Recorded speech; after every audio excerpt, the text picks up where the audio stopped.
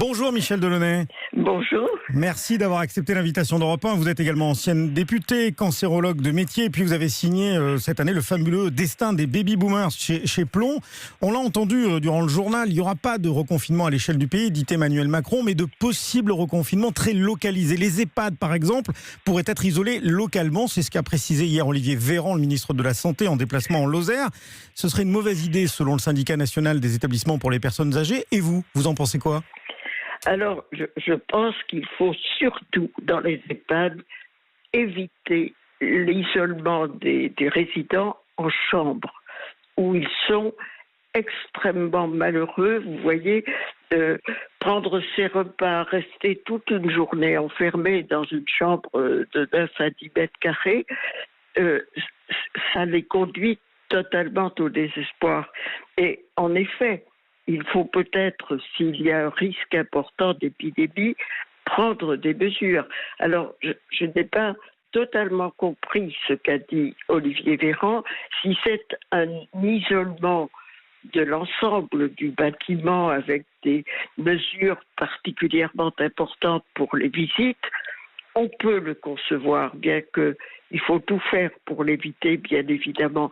Mais vous savez, la chose aussi très importante qu'il faut penser, en particulier pour la vie de demain dans les EHPAD, c'est une médicalisation plus forte. Qu'est-ce que c'est qu'une médicalisation ? Eh bien, par exemple, c'est la présence dans tous les EHPAD, ce qui est très loin d'être le cas, d'une infirmière de nuit.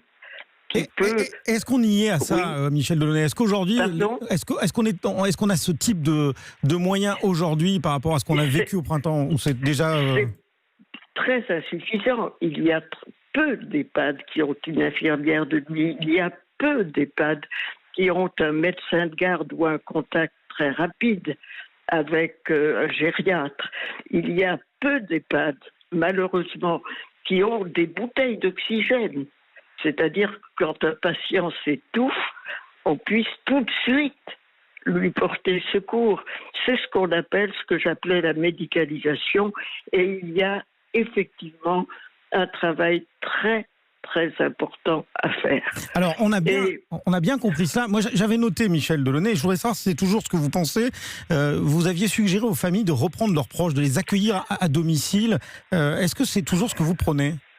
Alors, c'est toujours ce que je prône, bien sûr, pour les familles qui le peuvent, car tout le monde n'en a pas la possibilité.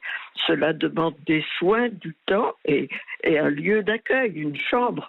Deuxième chose, pour le cas où les résidents, la personne, leur grand âgé, est en état de sortir, car ce n'est pas toujours le cas. Il y a des malades très profonds qu'il est très difficile d'amener à domicile.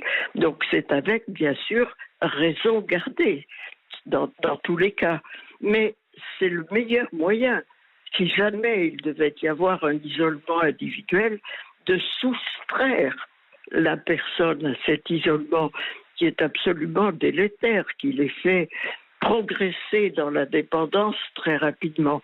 Donc c'est une mesure ponctuelle, mais qui peut être très importante, je dis bien pour tous ceux qui le peuvent. Mais aussi, il faut que ce soit sans frais supplémentaires pour eux. Car... Donc, avec des aides, donc, c'est ça que vous êtes en train de nous expliquer ce matin.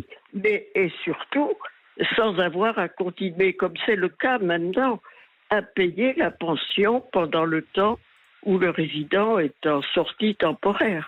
Merci beaucoup Michel Delaunay pour ces éclairages très concrets. Je rappelle le titre de votre livre, sorti en fait en 2019 d'ailleurs, et qui est plus que jamais d'actualité, Le fabuleux destin des baby boomers, paru aux éditions Plon. Merci beaucoup Michel Delaunay.